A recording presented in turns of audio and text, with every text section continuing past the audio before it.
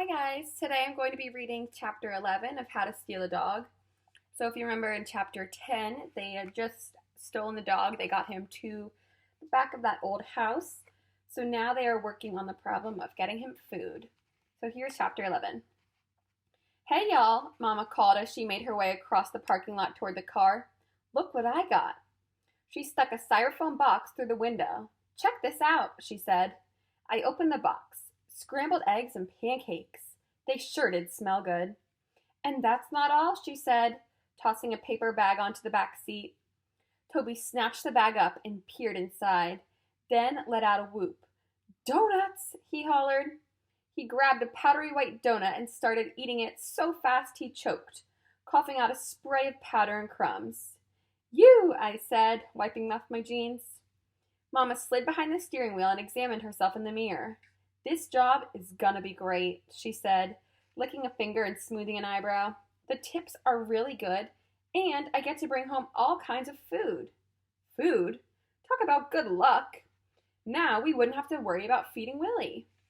I poked Toby and gave him a thumbs up. His eyebrows shot up and he mouthed, "What?" at me. I flapped my hand at him to signal, never mind, but he wouldn't be quiet. He kept whispering, "What?" I shook my head and pulled an invisible zipper across my lips, which meant, hush up. I can't tell you in front of Mama. But he was too dumb to figure that out. What? He'd say a little louder. What'd you say? Mama said. I pressed my foot on top of Toby's and smiled at Mama in the rearview mirror. Nothing, I said. I settled back and ate some pancakes, which sure did taste good, even though they were all soggy with syrup. When I finished, I took out my notebook and wrote, "Save some donuts for Willie." I pushed the notebook across the seat and poked Toby. He squinted down at my note. Then he grinned and said, "Oh, okay." What? Mama said. I jabbed my heel into Toby's foot and he hollered, "Ow!" Mama whirled around and snapped, "What are y'all doing?" I slapped my hand over the note and smiled at her. "Nothing." "Well, don't y'all start that bickering back there," she said. "Let's go find us someplace to park." I glared at Toby. We hadn't had that dog one whole day yet, and he was already acting all stupid around Mama. It would be a miracle if she didn't find out what we had done. But so far, it seemed like everything was working out good. I'd stolen Willie, no problem. I'd found a good place to keep him, and Mama had a job at a coffee shop that gave her free food. Now, all I had to do was stash some of that food in my backpack for Willie. I took out my notebook and wrote April 18th in my How to Steal a Dog notes. Then I wrote, Step 5. Things to do after you have stolen the dog. 1. Be sure to act nice to him so he won't be afraid. 2. Play with him so he will like you. 3. Make sure you put him in a safe place where he won't get wet if it rains. 4. Tie up the rope or string so he can't run away. And 5. Find him some food and water. Uh-oh. Water! I'd forgotten about that. But I was pretty sure that it wasn't going to be a big problem. Still, I put a question mark beside that one so I would remember to figure it out.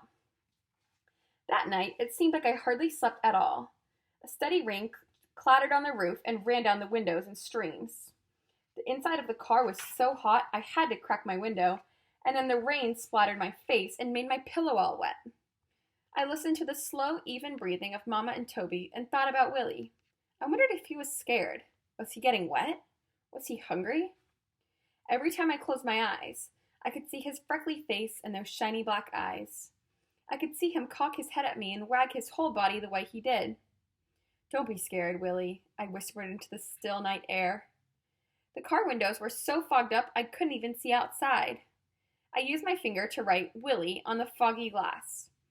I drew a heart around it, then wiped the window clean and turned my mind to off. When I opened my eyes the next morning, I felt all fluttery and excited like on Christmas morning. Today was the day when we would find the reward for Willie. Mama made us use the water in the cooler to brush our teeth. While she was putting on her lipstick and stuff in the car, I filled an empty soda bottle with water and put it in my backpack. Then I checked to make sure I had the bag of food scraps for Willie. Yep, half a donut and some scrambled eggs. I pulled Toby close and whispered, "We gotta look for the reward signs today, okay?" He nodded. Okay. I could hardly keep myself from grinning as we made our way through the streets of Derby on the way to school. I sat up straight and pressed my face against the window, searching every telephone pole we passed. As we got closer to school, my excitement began to fade to disappointment. I guess in my heart, I'd known it would probably be too soon to find any signs. We'd only stolen that dog the day before, but in my mind, I had pictured signs on every pole. There they would be, up and down the streets of Derby, in big letters, reward. Then there would be a picture of Willie, cocking his head and staring out at the world through his furry black eye patch. But what I saw outside the window that day was nothing like what I had seen in my mind. There wasn't one single sign. None. Nowhere. I tried to swallow my disappointment and tell myself to be patient. The signs would be up after school, for sure. "Y'all go straight on back to the car after school, okay?" Mama said, pulling over to the curb. "We will," I said. "And stay there, Georgina." "We will." "And help Toby with his homework?" I nodded and watched her drive away. Then I grabbed Toby's arm. "Did you see any signs?" I said. "Nope." "Darn." I stamped my foot. "Maybe that lady doesn't care about Willie," Toby said. I shook my head. "No way. She cares," I said. "Who wouldn't care about a dog like that?" Toby shrugged. "Maybe she hasn't got any money." "She owns the whole street, Toby," I said. A school bus had pulled up and kids came pouring out and rushing toward the front door of the school. Me and Toby pushed our way through and went inside. "Listen," I said, "meet me at the flagpole after school. We got to take that food over to Willie. Then we can look for the reward signs. I bet they'll be up this afternoon." "Mama said we had to stay in the car," Toby said. I rolled my eyes. "She won't even know what we do. She'll be in the coffee shop." I watched Toby walk away from me as he headed toward his class. His clothes were all wrinkled and his hair was long and tangled. He was sure a pitiful sight. I wondered if that's how I looked. When Mr. White asked me for the millionth time if I had given those letters to my parents, I lied again. I said I had, but Mama and Daddy were real busy working and all. I told him my daddy was going to call him any day now. Yeah, right, I thought. That was a good one. I felt bad lying to Mr. White. He was the nicest teacher I ever had. He didn't get mad when my science report had fried chicken grease on it.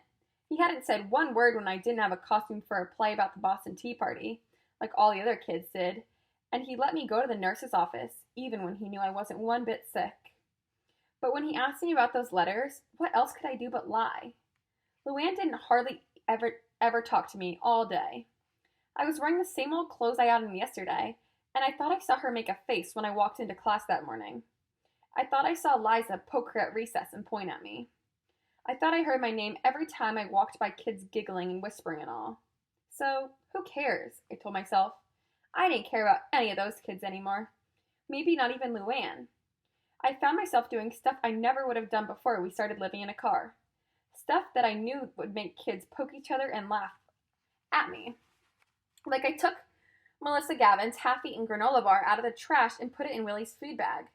And when Jake Sampson called me a garbage picker, I just kept my mouth shut and went back to my desk like I didn't care. After school, I waited at the flagpole for Toby.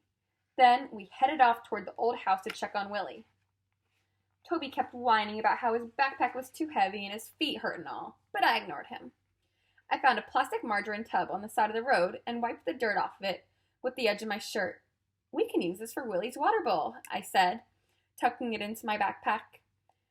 Toby kept saying, "Slow down," as we made our way up the gravel road.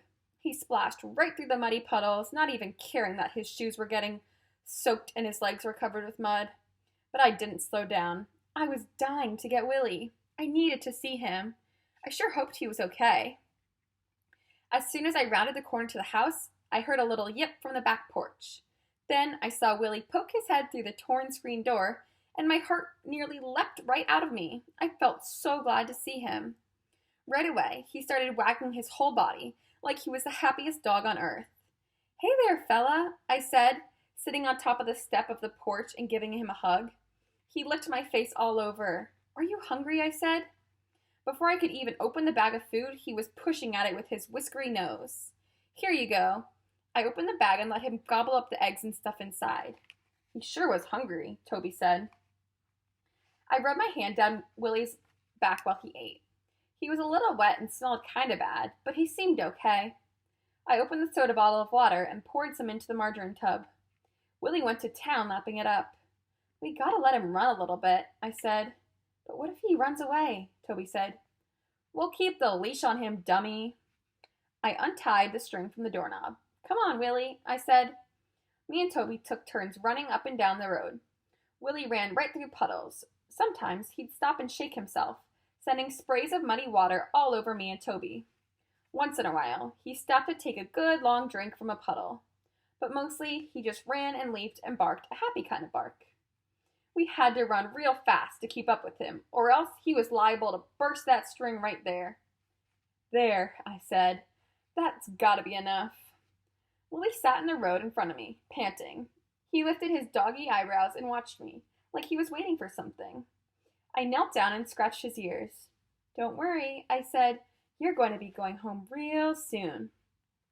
He stopped panting and perked his ears up. Then he put his paw on my knee. He sure is cute, ain't he? Toby said. He sure is. I stroked Willie's paw and felt a stab inside. Was it really, really wrong to do what I was doing, or was it just a little bit wrong?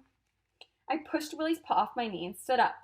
I had to shut those thoughts right out of my head and keep just one thought, and one thought only, in there. I was doing this for Mama and Toby and me, to help us have a real place to live. Not a car. What was so wrong about that? We took Willie back to the porch, and I tied the string around the doorknob again. Don't worry, fella, I said. You'll be home soon. I promise. I filled the margarine tub up with water again and set it on the front porch beside Willie. He needs a bed, Toby said. I looked at the crummy old back porch. Toby was right. The porch was damp and dirty and covered with sticks and leaves. I should have brought a towel or something to make a bed. I felt another stab inside. I was being mean to Willie, wasn't I? We'll bring something the next time we come, I said, but then I added, if he's still there. Toby frowned. Why wouldn't he be there? I sighed. It sure was tiring having to explain every darn thing to Toby. We'll be taking him back home, you idiot. As soon as we find that reward sign. Oh, yeah. I gave Willie one last pat on the head and made my way down the rotten porch steps. I wanted to look back, but I didn't. I knew I wouldn't be able to stand the sight of that little dog watching me walk away and leave him all alone. I led the way through the bushes to the road. Behind us, I thought I heard Willie barking. I don't hear that, I told myself. I'm not mean, I reminded myself. This was a good idea, and everything is going to turn out fine, I repeated in my head.